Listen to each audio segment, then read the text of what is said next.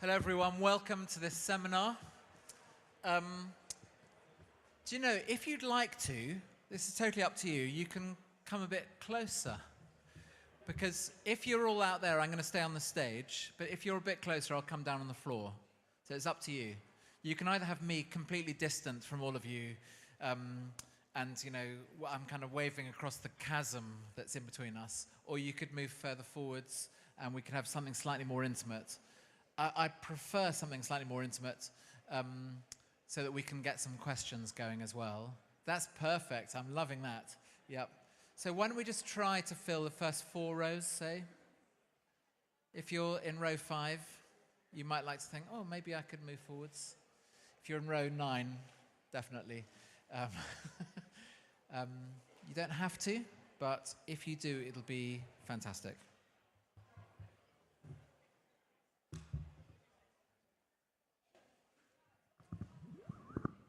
Any joy in those slides? Yeah? Great. Okay. So, let's come down here. Thanks for coming to this seminar. What this seminar is going to be about is to just dive into some practical things about church planting. I think it's called Starting New Christian Communities. And I think that's quite a good name because it is a Christian community doesn't use the word church, and the word church sometimes in the imagination of English people is building. A building, it's a church building. And a Christian community is a group of people who are worshipping together, praying together, helping each other to follow Jesus, engaged in discipleship and disciple making, and beginning to think not just about themselves, but beyond themselves, to actually say, the gospel is not just for me, it's for my neighbor, because I'm called to love my neighbor as myself. So a Christian community is just, I think it's a helpful thing, just not just to talk about church planting, but starting new Christian communities. So I'm also going to say at the beginning of this that there are out there, particularly in the Christian speak place, there are various bits of language that are used for this. Church planting is one, missional communities is another, fresh expressions is another, and they all occupy the space that is outside current church attendance. So what they're saying is, we want to find a way of reaching people who are not coming to church, to help them to find Jesus for themselves and to start new churches in various ways. And the methodologies of each of those, church planting, fresh expressions, missional communities, are slightly different, and they're all complementary and actually really helpful to engage with each other. So I just want to put that out there as well. And I'm into all of them. Yeah. So this says planting churches on it, and just ignore that. It should say starting new Christian communities. Okay, should we just take that for granted? Right. Before we do that, I'd love you just to talk to a neighbour and just say, what are the things that you know about in your diocese that are happening like this already, where people are starting new Christian communities, revitalising churches, maybe start. If you know of any, why don't you just talk to a neighbour for a couple of minutes and just say, we've heard this is happening, or that church has done it, or it might not just be Anglican. It could be any different kinds of churches. It's just to share with a neighbour where you've seen this kind of thing before.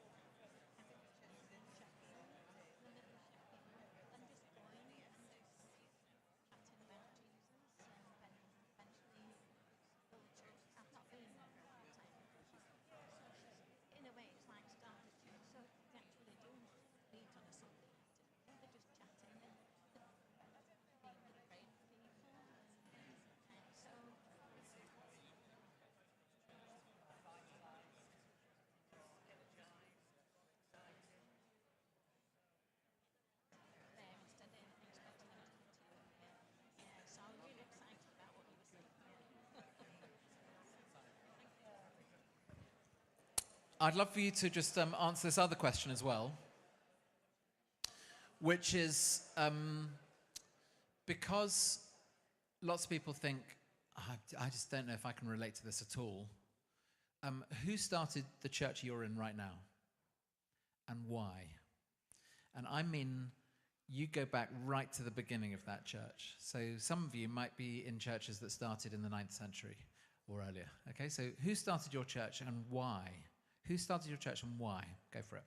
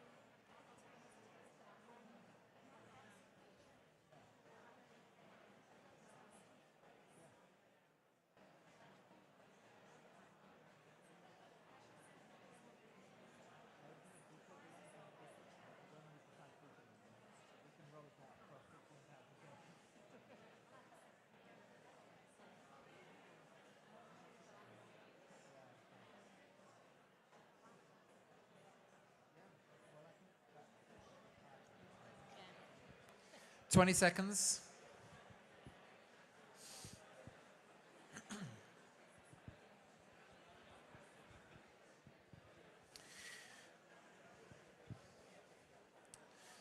Okay, so in almost every one of your cases, the reason a new church was started was to reach a new group of people in a new place and sometimes in a new way.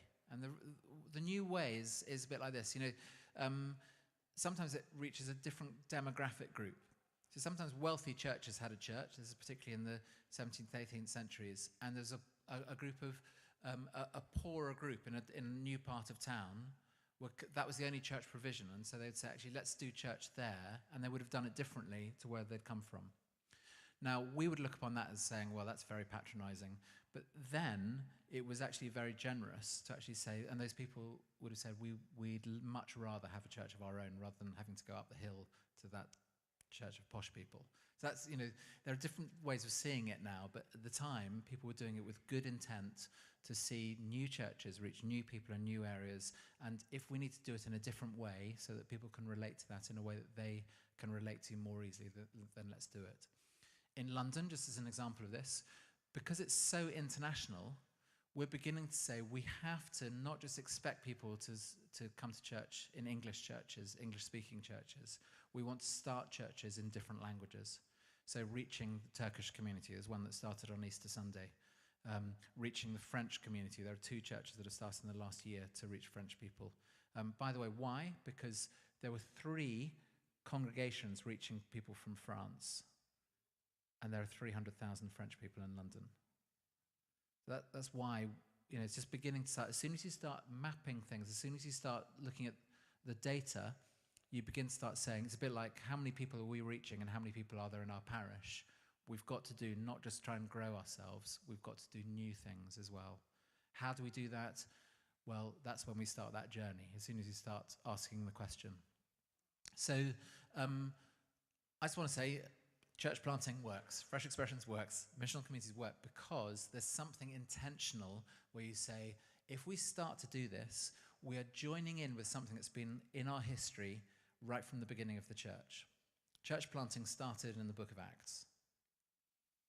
And it is the way every single one of our churches started through history. We mustn't stop doing it.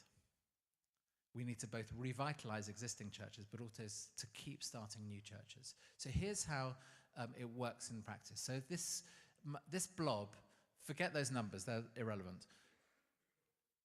In a parish, you might have a parish church in the middle, and you just think there's a whole group of people, say in the top right-hand corner of our parish, where they're just not coming to us. So maybe we could start a small group or something like that in that place and just really encourage them to start reaching out to their neighbours. And if they had permission to just maybe even say, we're not expecting any people we attract to our small group to come to the main mother church in the middle of that parish. Some of them just wouldn't be prepared to do that. They like that where it is in their place. And then as that, say, the top right-hand corner begins to get established, that you might say that's a second generation church if the first one's the first generation. Then they begin to start doing the same thing in their area where there's another group of people who they're connecting with, maybe a group of young people who can't relate to what they're doing, but maybe starting something with them. So a friend of mine, a church planter in East London called Chris Rogers, started a skateboard church in the church car park of the church he was a member of, because they were just hanging out on a Sunday making a lot of noise. And the first thing was, okay, I'll go and hang out with them. But then he thought, we could do a church here. And so he did a skateboard church. He had to learn how to do the skateboard. He broke a few bones, but that was what he did. So just beginning to think, there are some people who are not coming to us, let's go to them. And whether you do this in a parish, so you start thinking about who are the people in our parish who we could reach, or if you do this in a diocese or in a country, you can start beginning to say, asking this question, who are the people we are not connecting with in our parish? And if you start writing a list of some of those people, we begin to start saying, I wonder if we could do something amongst them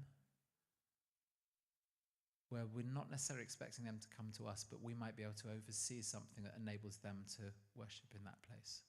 So there are lots of ecclesiological questions this raises depending on our tradition. Some churches will say, no, everyone should be worshipping in one place because we're one community expressed in lots of different backgrounds and types of people, and part of the church is that we are neither Jew nor Greek, slave nor free, male nor female. We're all one in Christ. I totally agree with that. And actually, I would say mature churches are like that. But immature churches, where we're beginning to reach a new group of people, if you want to reach as many as possible, to actually learn the language, learn the people group's way of doing something is the way to connect with that group of people. In time, they might come and join you. But if you think about the stages of maturity that are required culturally to go through the number of barriers to come to what we do, that's one of the reasons why not many people come to our churches. It's because it's just too many barriers to overcome. So beginning to think, okay, how can we go to them where there are less barriers?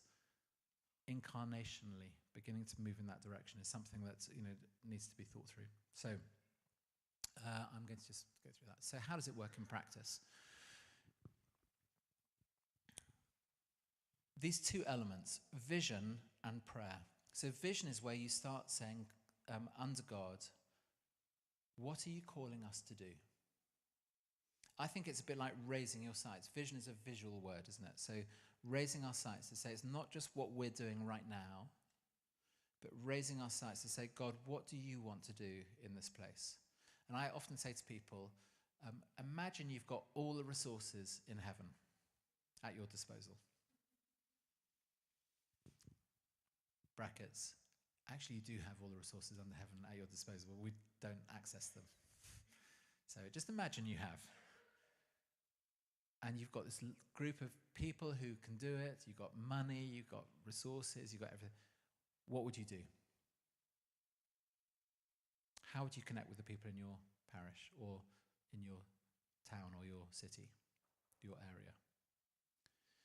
And as we begin to start saying that, as you begin to start talking to other people who think in the same way, I think you begin to get a vision of what might be possible in terms of growing your own church, but also of seeing other Christian communities starting in a particular area.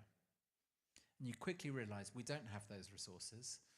We're sometimes not thinking big enough or thinking too big for our boots or whatever, and so that drives us to the place of prayer.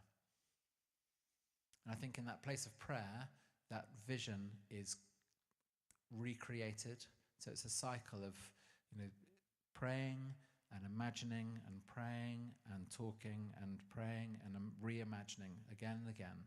And in my experience, if you start this process, God will lead you into starting new Christian communities, because that is, I think it's just part of what the church is called to do through every generation. So even now, I just want you to pause and just say, God, what could you do within our reach? And some churches might be larger, you might have a bigger reach. Some churches are much smaller. What's your reach? What's your parish? Perhaps what's your area? Just begin to think, if I had all the resources, what could I do? Just pause a moment.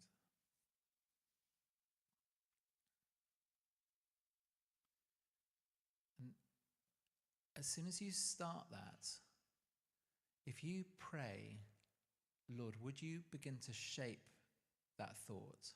And would you raise up people and raise up what's needed to enable that to happen? That's the beginning of the journey of church planting.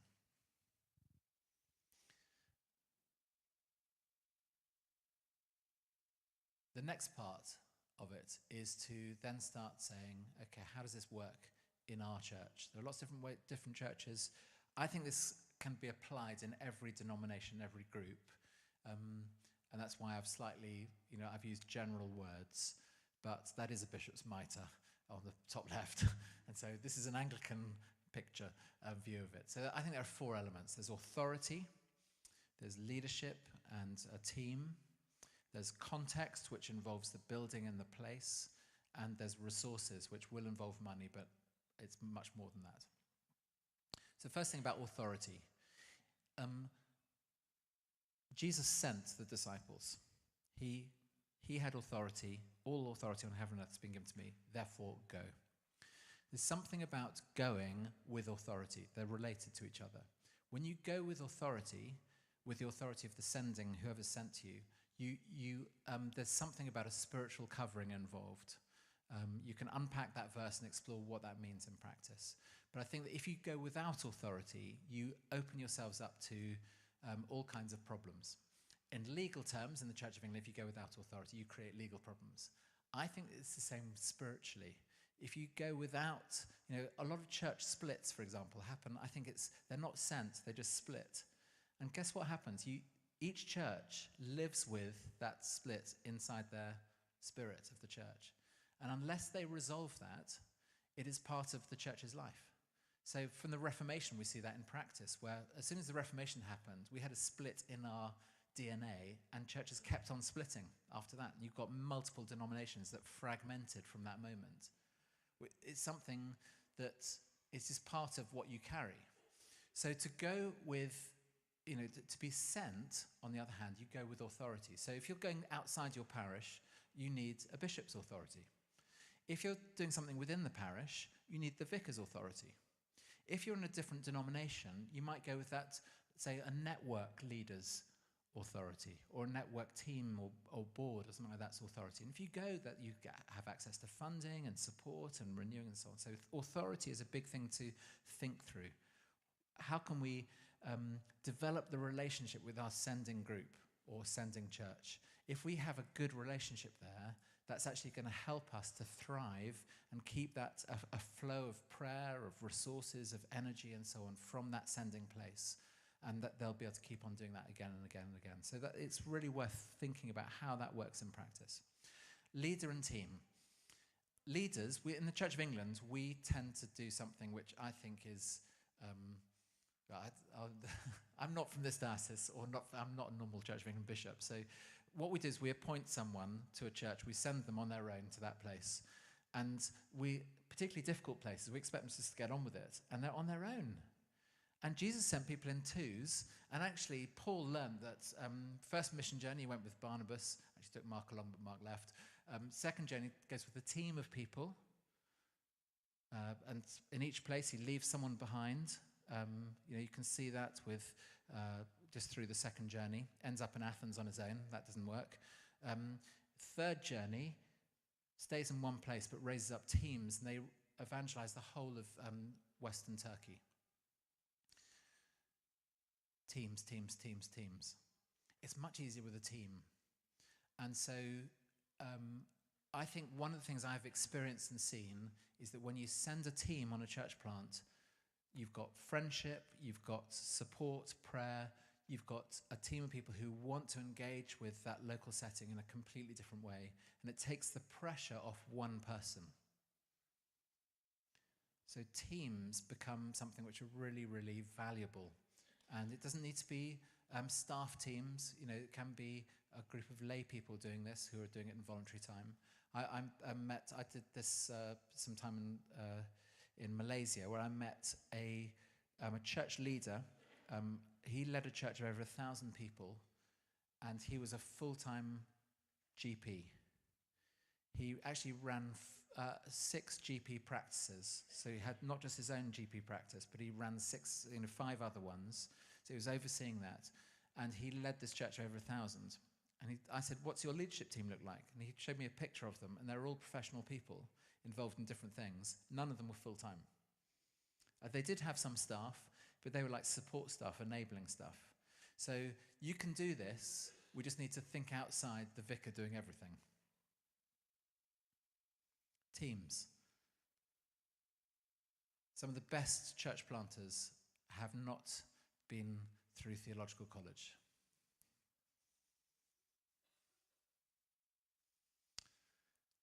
Theological education is helpful, but sometimes it can be a hindrance if we're not taught about, here are some things which we don't include in our theological education in the Church of England: leadership development. So that means, without training leaders, the leadership capacity of a vicar will be the group of people they can lead themselves, which is between 50 and 100. That's why most churches are around 47, 50 in the country, the average size.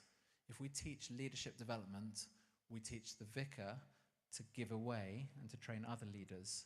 And it's not just about leading others, it's leading leaders who you lead through them to other people. So that's another seminar that I'm not doing today.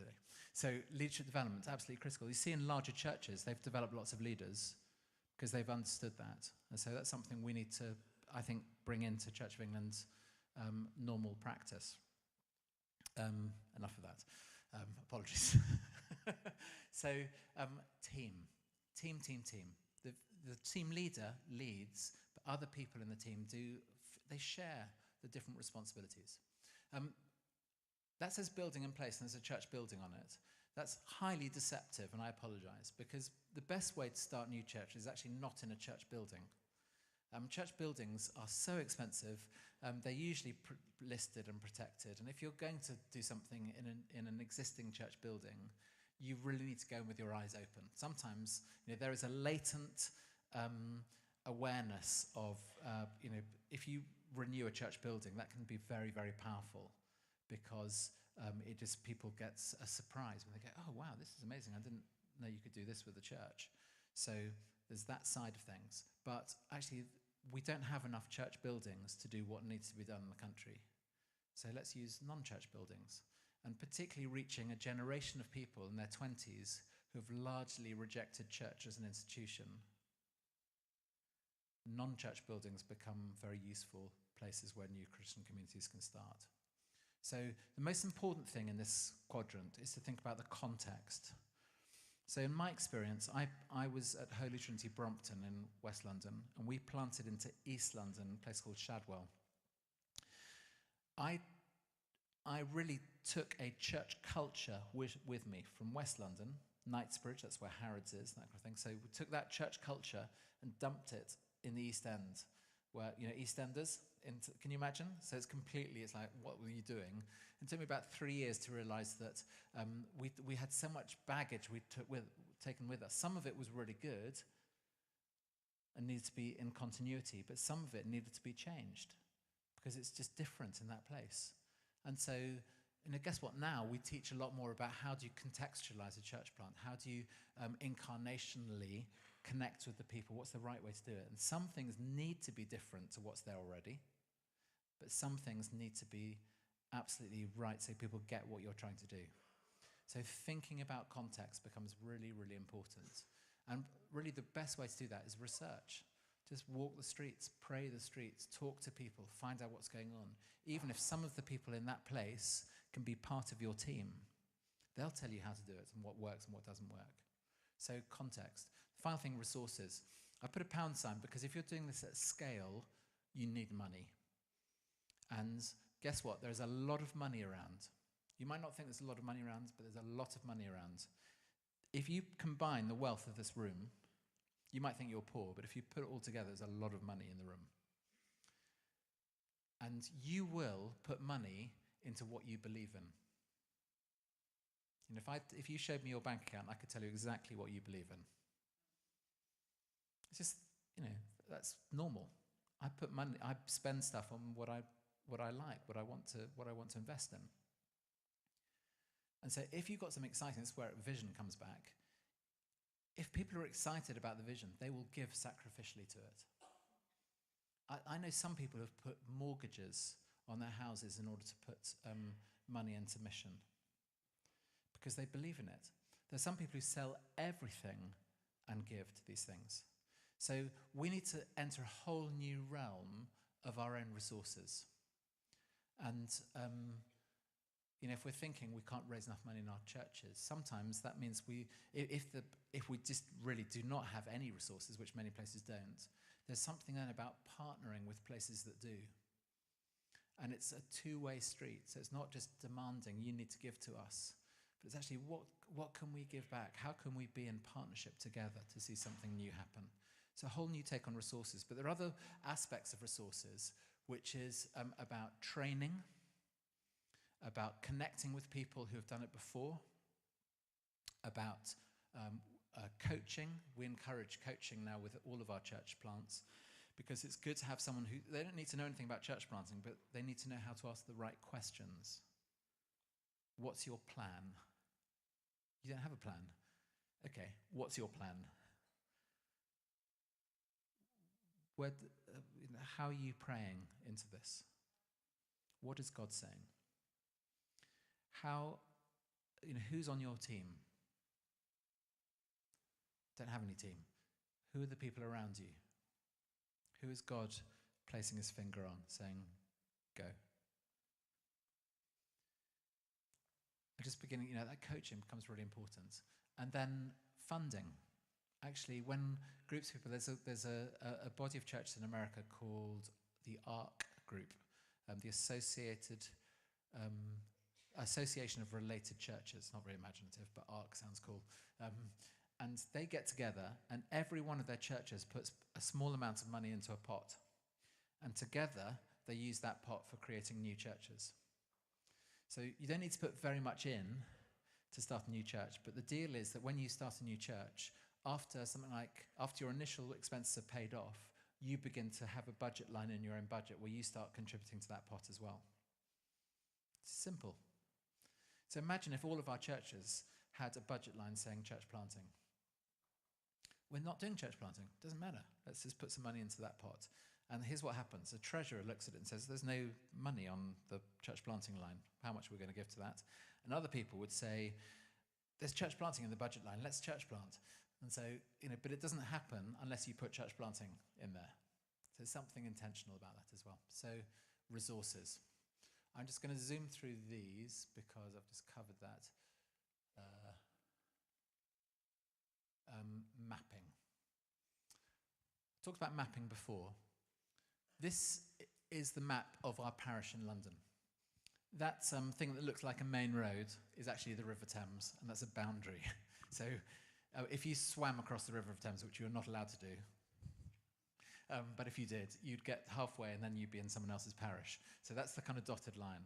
But we just did a very simple map to identify the fact that our parish was different in different places. So there's actually a road that's kind of in brown that goes along from the left and then goes up towards the well of Shadwell. That's called the highway. It's a very big 4-lane road, and that divided our community. So the people north of the highway are largely living on council estates.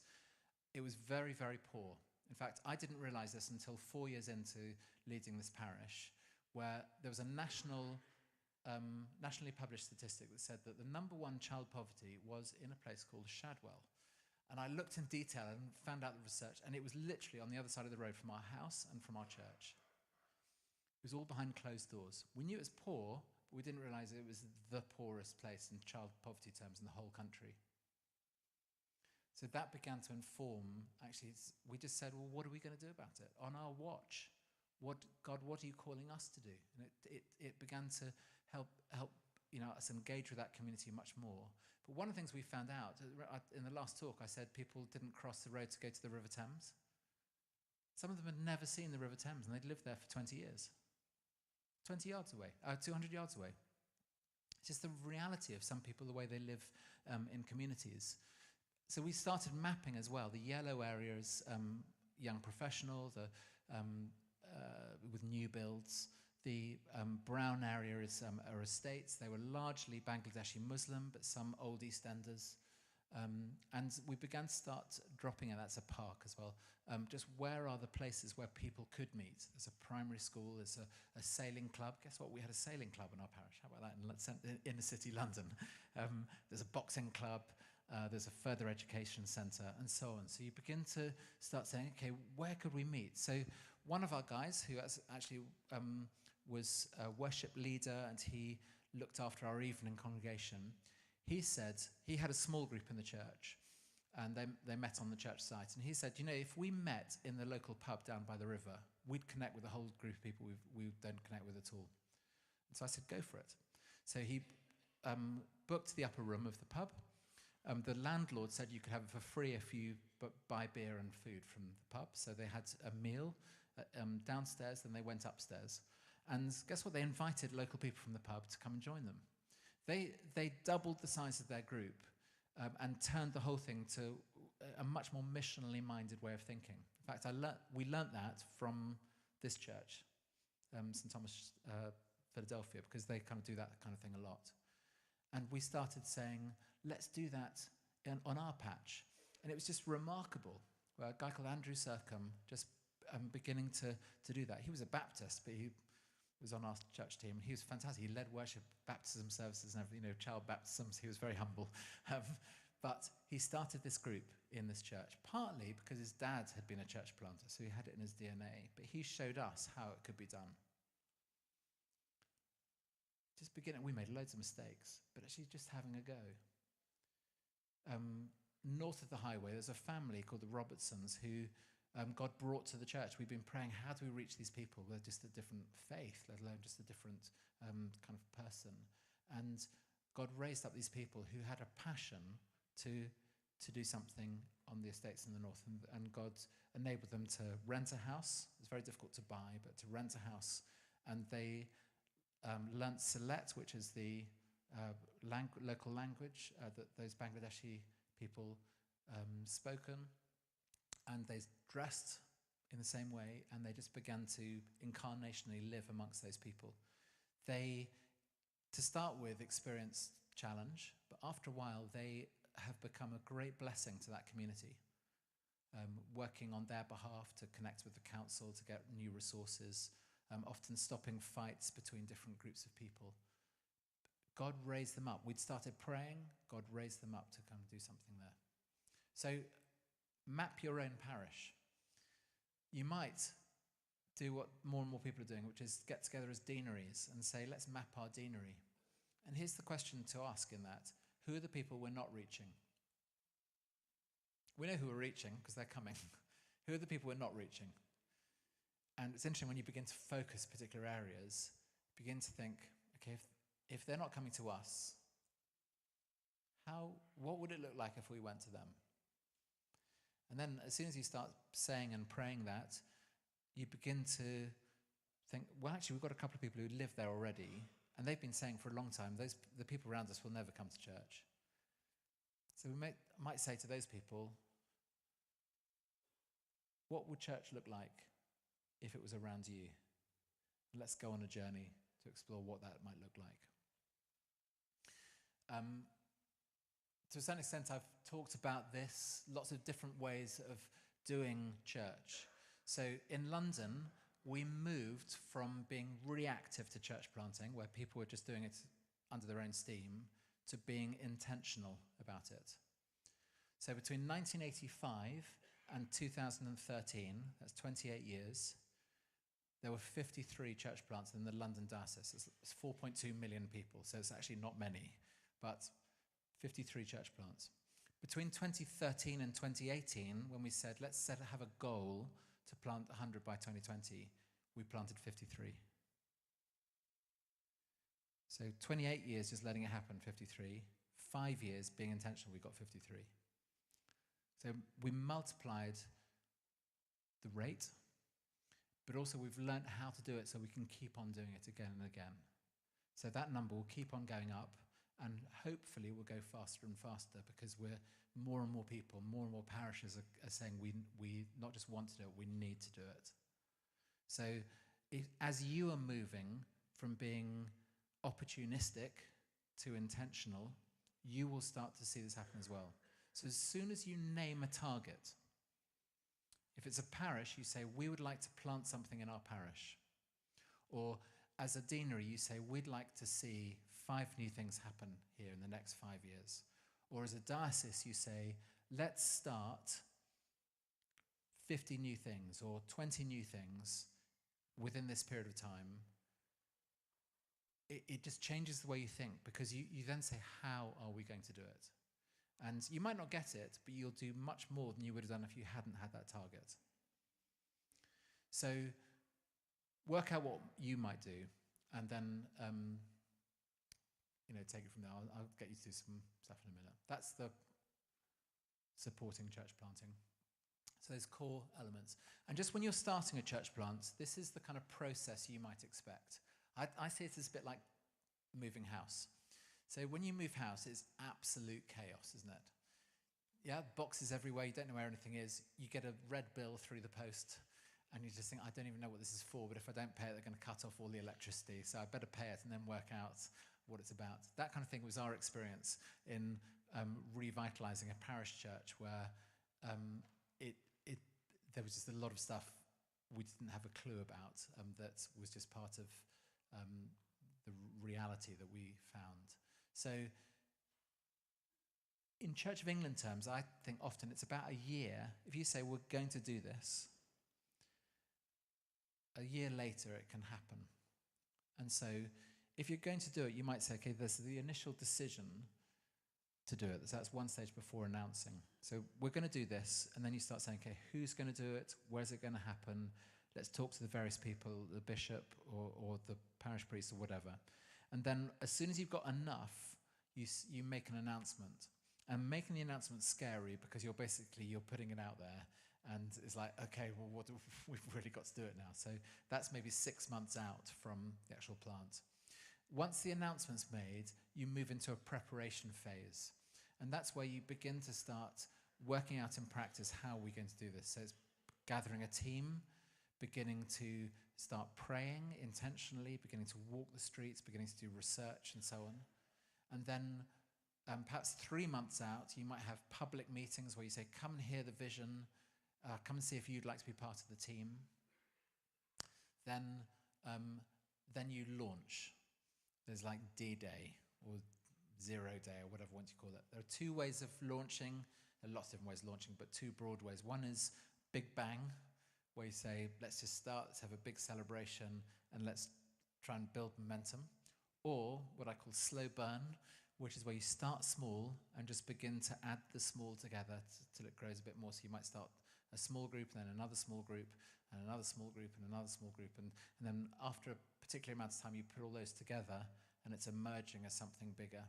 Or it might be that you're starting, say, a fresh expression, and you're praying, and you're beginning to connect with a group of people, and it's happening slowly, but you're beginning to start discipling people.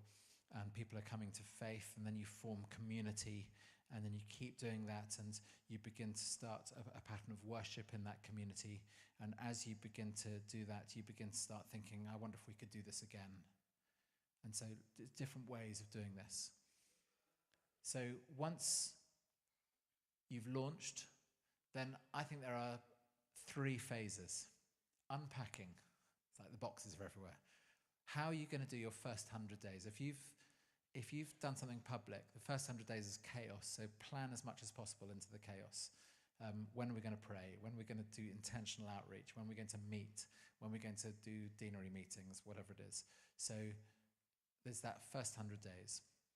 Then there's the 2 years. 2 years sees 2 cycles of doing the same thing twice. The first time you make mistakes with everything, first year. You have a go and you just realize as soon as you do it, we could have done this far better. So the second year, you're actually improving on the first, and you're often doing it completely differently.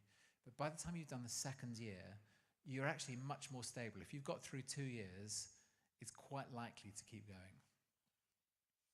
Which, by the way, means that some will fail, and that's totally fine. Or you had a go.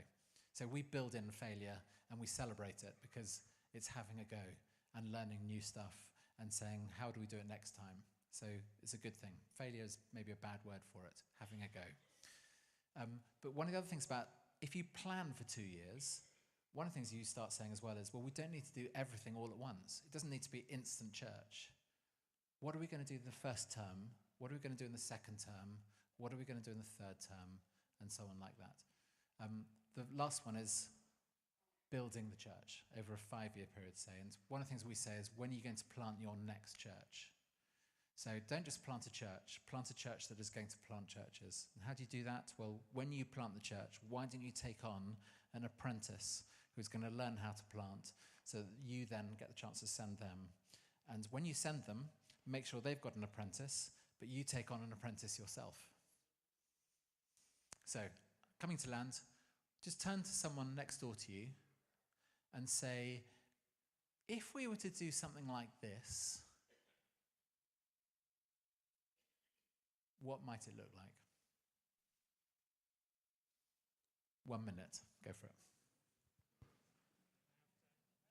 Stumps at that point, so I'll just finish with this 1 minute. brilliant. Thank you very much. Very good. Yeah. You can see there's people starting to come back here. Yeah, you couldn't really do a lot of interaction with a big group like that. I'm not quite sure how the numbers are going to work, but yeah, a lot. But that's good. It's given them.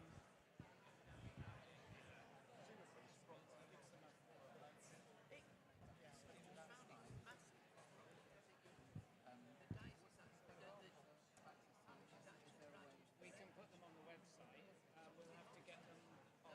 We'll have to get them from that into ours. Yeah, fine. You can see us and to me. It's fine. Your email is in. Yeah, that'd be great. Just send the 2 presentations to that. You're going to have some lunch, and then you'll have some good.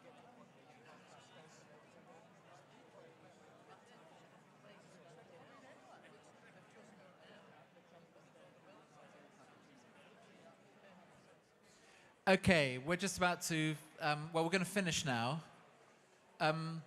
Just to say that all of these slides from both the presentations will be available on the Dawson website.